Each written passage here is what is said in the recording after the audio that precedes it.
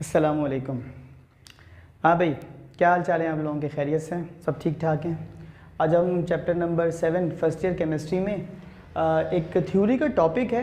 पहले मैं इस थ्योरी के टॉपिक को समझा दूं तो मेरे इरादे ये हैं कि सॉल्युबिलिटी प्रोडक्ट पे कुछ न्यूमेरिकल्स आते हैं पेपर में, वो भी करवाऊँगा।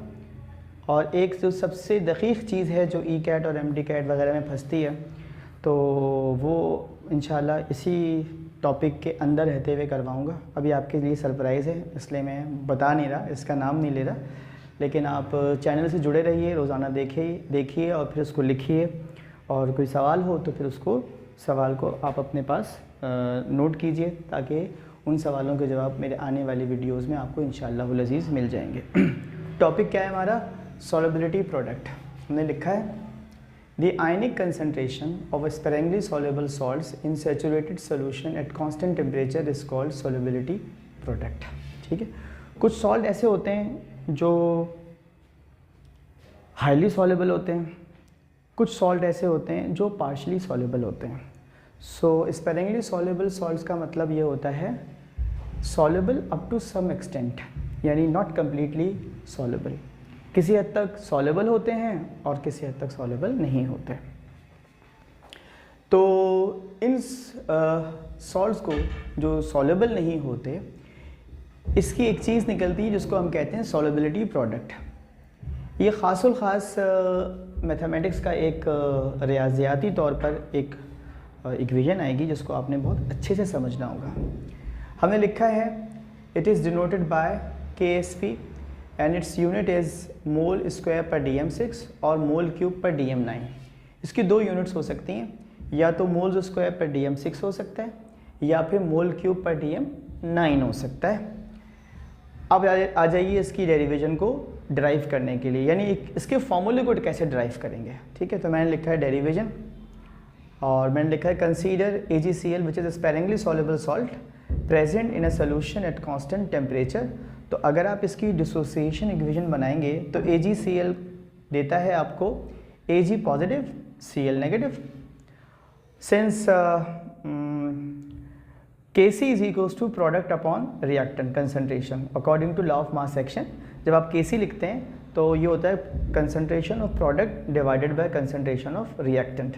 प्रोडक्ट क्या है? Ag और Cl। ठीक है जी। रिएक्टेंट क्या है हमारे पास इसके अंदर? AgCl।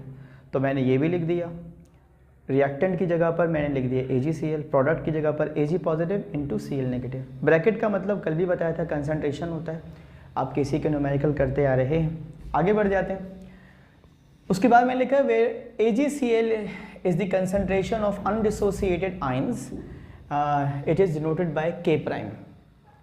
ये जो डिनोमिनेटर में आपके पास AgCl है, ये आपके पास अनडिसोसिएटेड आयन है, यानी वो ये आयन का वो हिस्सा है जो कम्प्लीटली सॉल्युबल नहीं हो पाया, रह गया, तो इसको हमने K प्राइम कह दिया। अब देखिए नीचे बजाय AgCl लिखने के मैंने क्या लिख दिया? K prime. और मुझे पता है कि Kc के पास जब मैं इस K प्राइम को लेकर जाऊंगा तो इधर डिवाइड करता है, इस तरफ जाकर मल्टीप्लाई कर देगा। ये हो जाएगा Kc multiply by K prime is equals to Ag positive Cl negative. ठीक है जनाब। और ये जो Kc इंटू K प्राइम होता है, ये किसके बराबर होता है? KSP के। तो instead of having two constant, why should we not have a single constant that is KSP।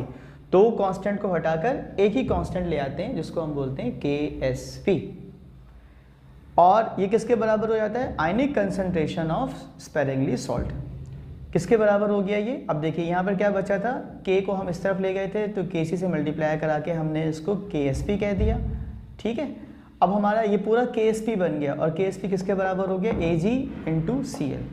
Ag into Cl। अगर आप इसको लफ्ज़ों में लिखना चाहें इस इक्वेशन को, तो हम बोलते हैं सॉल्युबिलिटी प्रोडक्ट होता है बराबर किसके? Product of ionic concentration of sparingly salt या स्पेरिंगली सोल्यूट। ठीक है, ये बात भी समझ में आ जाती है। उसके बाद आ जाइए जनाब, हमने आपको बताया इसकी दो यूनिट्स होती हैं ना, मोल स्क्वायर पर DM6 और मोल क्यूब पर DM9। कैसे होती हैं उसको साबित करने के लिए हमने एक तो AgCl की मिसाल ली है। जब इसको तोड़ा तो डिसोसिएट होने के बाद क्या बना? Ag positive Cl negative. KSP की इक्वेशन क्या बनी? KSP is equals to Ag positive into Cl negative. Ag concentration है, मोल पर डीएम क्यूब है, Cl कंसंट्रेशन है, मोल पर डीएम क्यूब है, दोनों आपस से मल्टीप्लाई हो रहे हैं तो क्या बन जाएगा, न्यूमरेटर न्यूमरेटर से मल्टीप्लाई हो जाएगा, डिनोमिनेटर डिनोमिनेटर से मल्टीप्लाई हो जाएगा मोल स्क्वायर पर डीएम6। ठीक है। दूसरी मिसाल मैंने ली है लेड आयोडाइड की, PbI2 तोड़ा तो बना Pb+2, आई पे -1 होता है लेकिन चूंकि यहाँ पर 2 लिखा हुआ है तो मैंने लिख दिया 2 आयोडाइड आइंस। KSP की इक्वेशन बनाई तो क्या बना, Pb+2 इंटू आई -1, और कोफिशिएंट जो है ये लॉ ऑफ मास एक्शन के वजह से, law of mass action apply करने की वजह से क्या बन जाता है, पावर की फॉर्म में आ जाता है। तो ये जो कोफिशिएंट था ये 2 था और यहाँ पर आकर क्या बन गया, ये पावर।